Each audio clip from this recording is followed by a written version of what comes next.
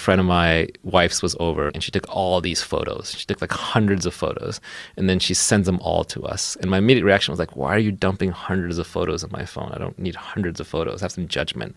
That was my immediate reaction. And then I could say, actually, how nice of her. She sent me hundreds of photos. I can pick the one that I like, right? There are two ways of seeing almost everything.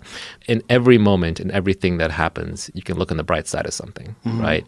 And so I used to do that forcibly, and then I trained it until it became second nature. What you want is you want a clear mind, so you want to let go of thoughts. Happy thoughts disappear out of your head automatically. Very easy to let go of them. Negative thoughts linger. So if you interpret the positive in everything very quickly, you let it go. Right? You let it go much faster. Watch your mind all day long. Watch what it does. Not judge it, not try to control it, but you can meditate 24/7. Meditation is not a sit down, close your eyes activity. Meditation is just basically watching your own thoughts like you would watch anything else in the outside world and say, why am I having that thought? Does that serve me anymore? Is that conditioning from when I was 10 years old?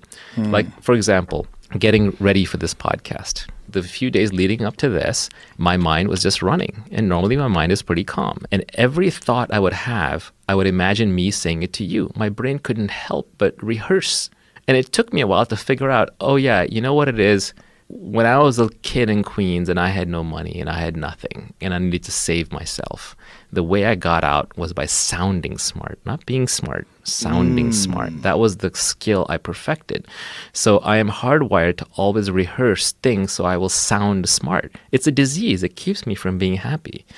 But when you see that, when you realize that, when you understand something, then it naturally calms you down. So after that, I stopped rehearsing as much. Many people do that, and especially young people. When you see someone who is smart or someone who appears smart, they say smart things. Right. You go, God, I want to sound smart. I want people to think about me the same way I think about that person. That is my disease. That is my feeling. It is what clutters my mind. That's a common thing, though. I know I suffered from that when I was young, the desire to sound smart.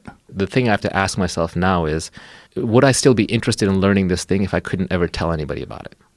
That's how I know it's real.